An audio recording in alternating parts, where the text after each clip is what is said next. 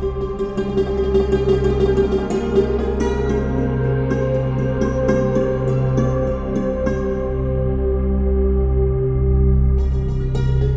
pertanian nabatea, dijelaskan bahwa tidak disarankan untuk memupuk tanaman saat usia-usia awal.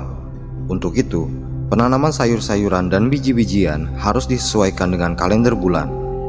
Penanaman awal untuk menyesuaikan pada kalender ini dilakukan saat habis bulan atau saat bulan pertama kali terlihat. Maka, untuk pemupukan pertama dilakukan saat bulan purnama, lalu saat menghilangnya bulan. Begitu dan seterusnya sampai kondisi tanaman kokoh dan pemupukan dapat dihentikan atau pada saat 1,5 purnama sebelum memanen. Khusus untuk tanaman merambat dengan penyesuaian yang sama, pemupukan dilakukan saat fase bulan sabit dan bulan purnama. Hal ini dikarenakan tanaman merambat butuh makanan lebih, sebab tanaman merambat biasanya lebih cepat panen dibanding tanaman-tanaman lainnya.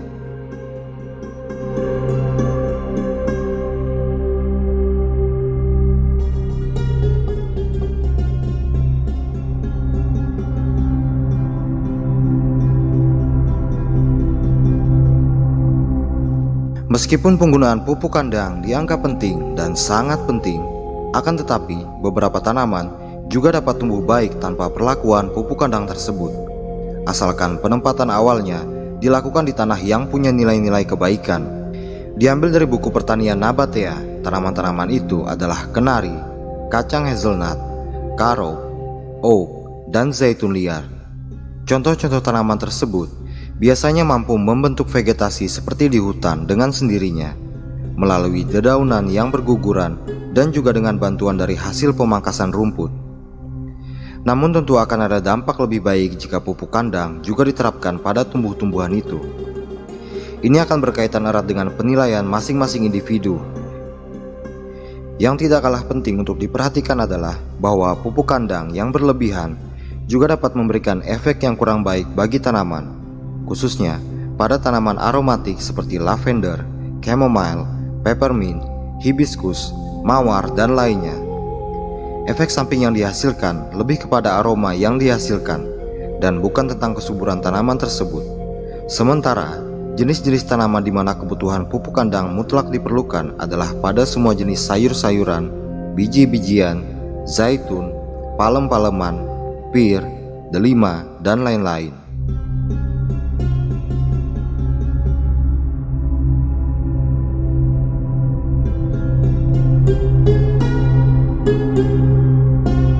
Ibnu Qorat atau Tabit Ibnu Qurrah atau Tabit Eb Qorah. Dia adalah penterjemah salah satu kitab kuno yang berisi tentang ramuan-ramuan herbal yang meliputi ramuan obat-obatan luar dan dalam, serta tentang beberapa racikan kuno penyubur tanaman. Ibnu Qorat mengatakan jika salah satu ramuan terbaik untuk menyuburkan tanaman adalah campuran antara fermentasi rumput hijau dan arang, atau campuran antara ranting kayu atau kayu-kayu yang hancur saat digenggam yang dicampur dengan arang. Ibnu Hajjaj menyebutkan jika kitab kuno yang diterjemahkan oleh Ibnu Qorat adalah kitab kuno dari bersaudara Anton dan Antos, di mana pada zaman itu arang memang memiliki banyak fungsi termasuk sebagai alat untuk menulis. Sementara itu, penjelasan tentang arang sebagai penyubur tanaman juga sangat terkait dengan literatur yang dibuat oleh Cassiano, di mana literatur itu juga merujuk pada tulisan bersaudara Anton dan Antos.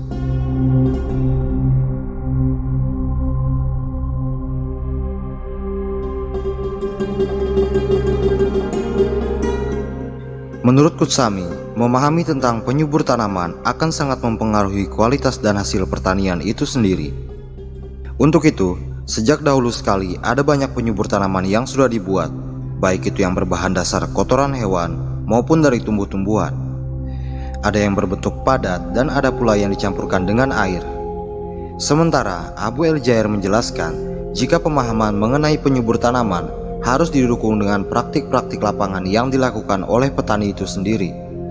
Dari sisi lain, Ibnu Fasil menerangkan jika bahan dasar terbaik selain kotoran hewan yang dapat digunakan sebagai penyubur tanaman adalah dari jenis tumbuhan kacang-kacangan. Menurut Ibnu Fasil, hal ini sudah teruji secara turun-temurun.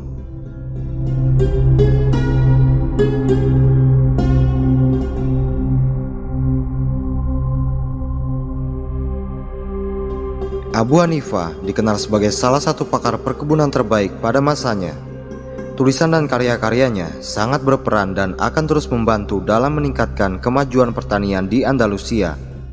Meskipun begitu, Abu Hanifah juga memiliki pendapat lain yang mungkin agak sedikit berbeda, namun tidak bertolak belakang dengan ilmuwan-ilmuwan lainnya. Menurut Abu Hanifah, salah satu jalan terbaik untuk meningkatkan kualitas tumbuhan adalah dengan memperhatikan dan terus melakukan perbaikan pada tanah. Menurunnya kualitas hasil pertanian juga sangat berkaitan erat dengan penurunan kualitas tanah. Maka daripada itu, banyak penelitian dari Abu Hanifah yang lebih berfokus pada peningkatan kemampuan petani dan pekerja untuk dapat terus menjaga atau meningkatkan kualitas tanah, sehingga hasil yang didapat atau hasil panen juga terus terjaga dan meningkat.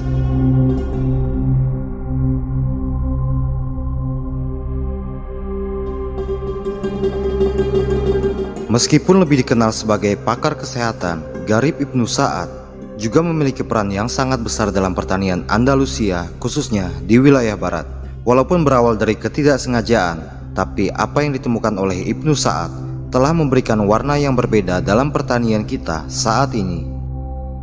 Suatu ketika, Ibnu Sa'ad sedang berusaha atau bereksperimen untuk meramu obat-obatan guna mengatasi wabah muntah-muntah yang menyerang anak-anak di Andalusia, wilayah barat. Beberapa ramuannya kemudian berhasil untuk mengurangi gejala dari wabah tersebut. Salah satunya adalah ramuan dari kulit pohon ek. Namun beberapa ramuannya dia anggap gagal karena memiliki aroma yang sedikit membingungkan.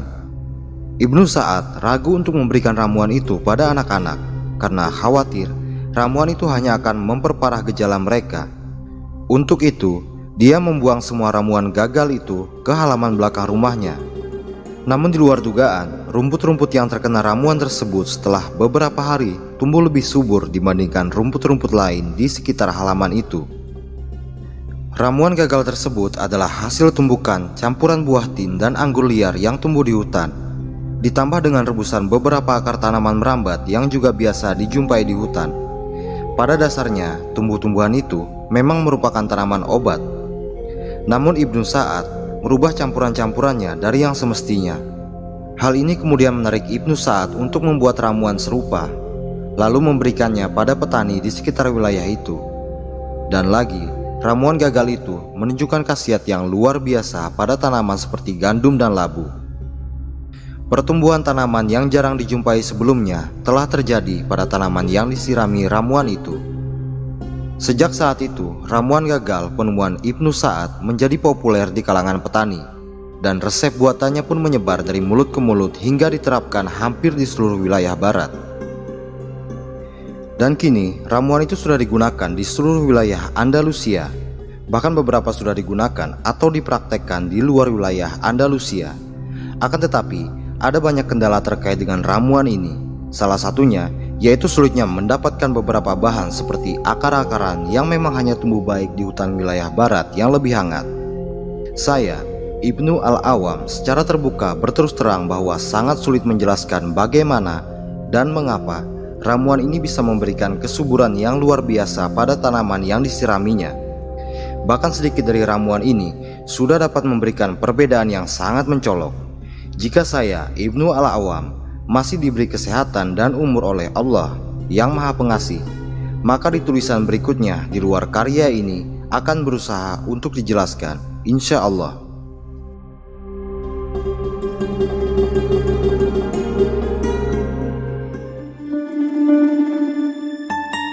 Menimbang dari begitu panjangnya waktu yang dibutuhkan untuk pembahasan terkait kitab Al-Filaha ini, maka untuk bab 2 dan seterusnya akan disampaikan dalam bentuk PDF yang akan dibagikan khusus bagi sahabat Munandar TV.